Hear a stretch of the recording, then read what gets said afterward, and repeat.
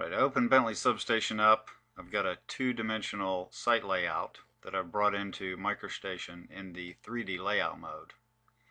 So while this is a 3D design file, everything in here is actually two-dimension. If I go to the isometric view, you can see that everything's flat or two-dimensional.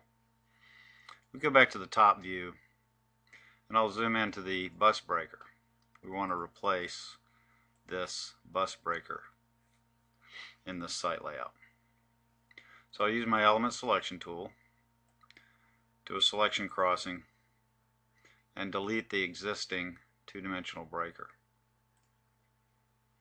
Now I'll bring up my Insert Substation Objects dialog, filter my parts list to just look for circuit breakers, and go ahead and pick the circuit breaker that I want. It comes in with an accessory kit for mounting and also a construction drawing attached to it. I get a preview of the part in the preview window. I'll change the method of placement and simply hit Place Object, and the 3D substation object comes up on my cursor, very similar to a MicroStation cell. Use AccuDraw to line up the existing circuit breaker, do a data point to place. Alright, so you notice the green box around the outline of the breaker that I just placed. That's actually a clearance box, if you will. If I rotate to an isometric, then you'll see that in fact the breaker is 3D, and the clearance box around it gives me clearance information in 3 directions.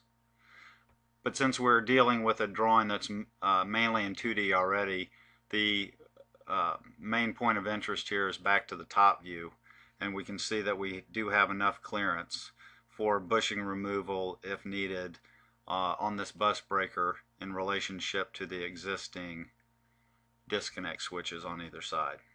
Alright, another feature I'd like to demonstrate is the match and update feature.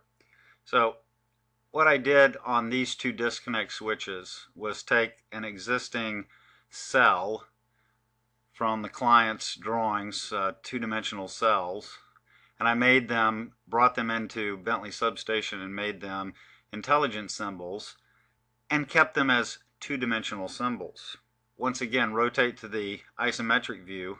If I bring up the Insert Substation Objects toolbox again and use the Match tool and come down and click on one of these disconnect switches, you'll see that the dialog box configures to tell me exactly what that part is, and it has an accessory kit associated with it. Change out that part number from a two-dimensional part to a three-dimensional part and click Update, and that will give me the three-dimensional object for that disconnect switch. The disconnect switch on the other side is the same way. I'll do the same thing. Simply hit Match and Update.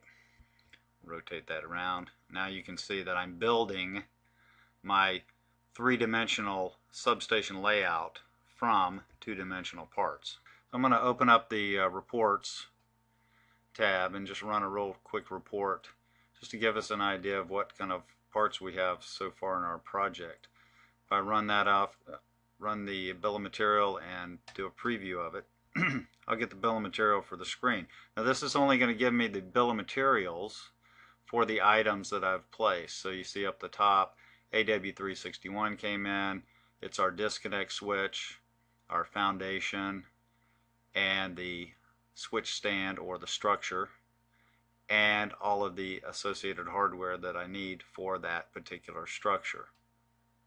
Same thing with the other disconnect switch, and then finally down here at the bottom is our breaker, again with a list of hardware for mounting the actual breaker on the pad.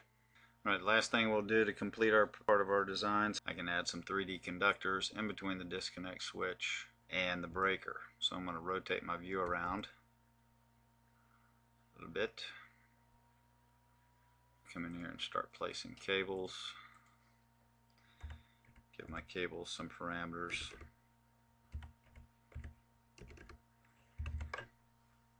And continue to place cables on each one of the connectors.